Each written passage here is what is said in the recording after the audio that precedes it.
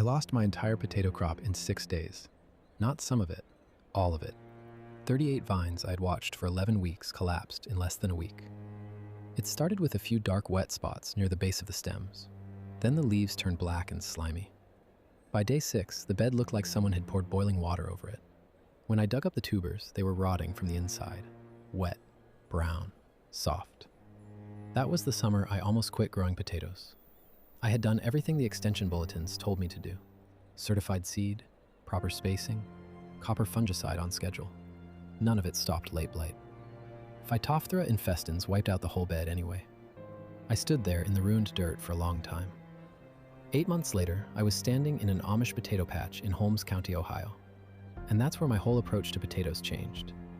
Look at the scene I walked into. Mid-August, heavy humidity. One of the wettest summers in years across the Midwest. The exact kind of weather that late blight loves.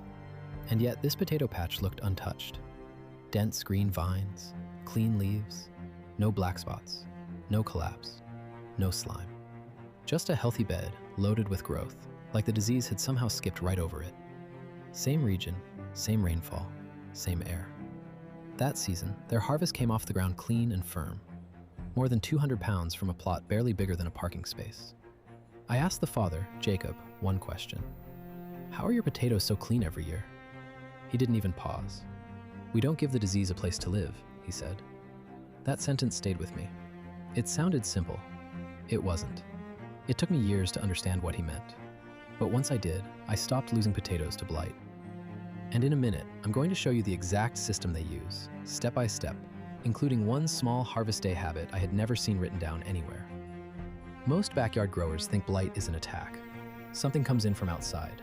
A bad year, bad luck, a wet week that ruins everything. So we reach for sprays.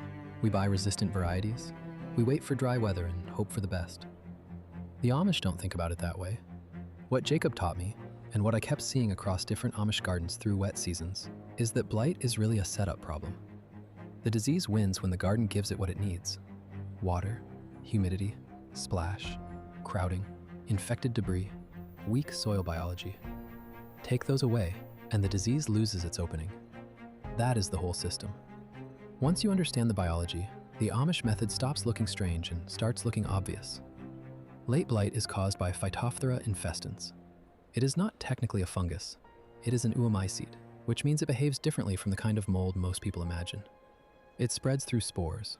It loves cool temperatures. It loves moisture. And when the conditions are right, it can move fast. Fast enough to erase a crop before you realize what is happening. The key point is simple. The disease does not need magic. It needs wet leaves, wet soil, and enough time to move. Remove those conditions, and you break the cycle. That is what the Amish keep doing. Jacob called this first step setting the table right.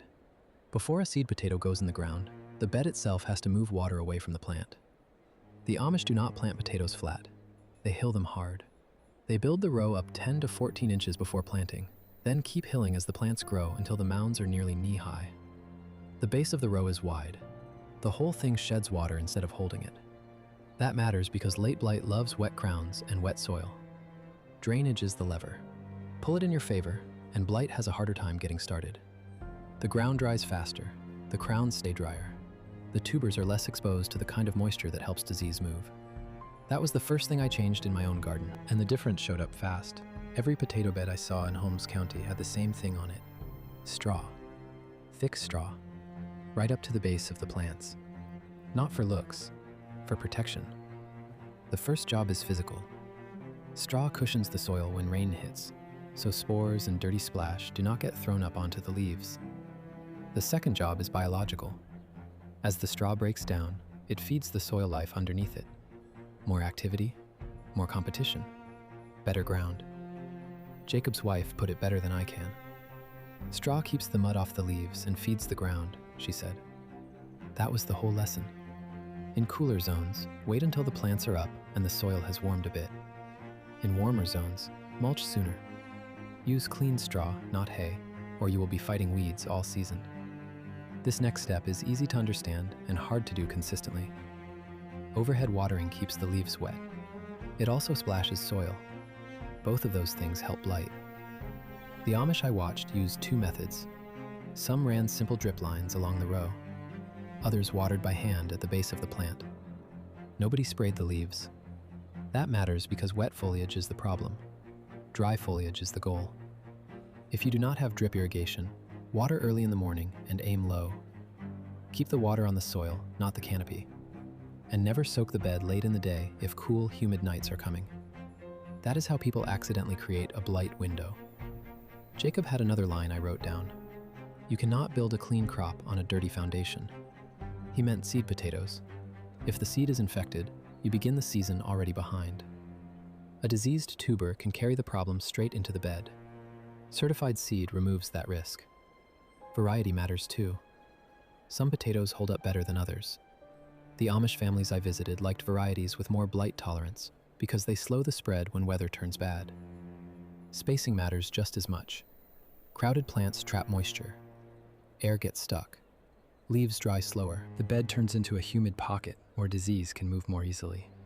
The Amish gave their potatoes room. Wider rows, wider spacing, fewer plants per square foot, but healthier plants. And that is the trade they cared about. This is where the Amish approach starts to feel different from normal garden advice. Most gardeners respond to weak potatoes by feeding the plant harder. More fertilizer, more nitrogen, more bagged inputs. The Amish focus on the soil. They work aged manure and compost into the bed before planting. Not fresh manure, old, fully broken down material that feeds the ground without burning the roots. Why does that matter? Because healthy soil life competes with disease. The microbes in good composted ground do not just sit there. They colonize, they spread, they create pressure of their own. In other words, the bed itself becomes harder for blight to dominate. Some families also used compost tea through the season. Not as a miracle spray, just a way to keep the soil biology active. That was the pattern I kept seeing. Feed the ground, the plant benefits second. This last step sounds basic, but it is not optional. Late blight does not need to come back the same way every year. But infected tubers, volunteer plants, and leftover debris can keep the problem alive. That is why the Amish rotate hard. Potatoes do not go back in the same ground year after year. Neither do tomatoes, peppers, or eggplant. They keep nightshades out of the bed for years at a time. And after harvest, they clean the field. No coal piles. No infected leftovers sitting around. No lazy cleanup. That part matters more than people think. If you do not remove the bridge from one season to the next, the disease has something to stand on. Now here's the part I had never seen in a gardening book. After harvest, once the tubers are out and the vines are cut down, Jacob's father lays the clean stem material flat across the bed for a few days. Only the stems from healthy plants, not anything diseased. He lets them dry on the surface.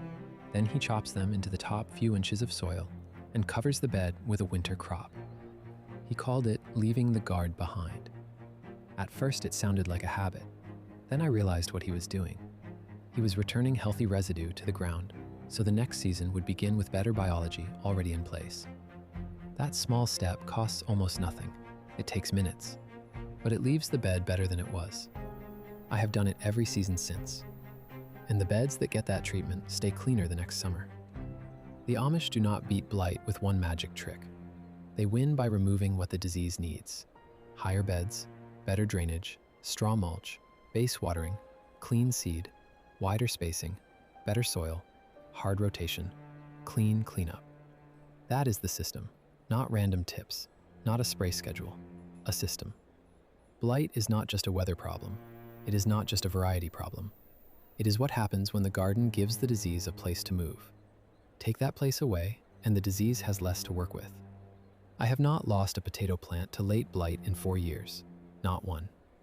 And every season the beds get easier, because the soil gets better and the system keeps doing more of the work. If you are fighting blight, start with the bed, not the spray. Get the drainage right, keep the leaves dry, build the soil, rotate hard. That is where the real fix starts.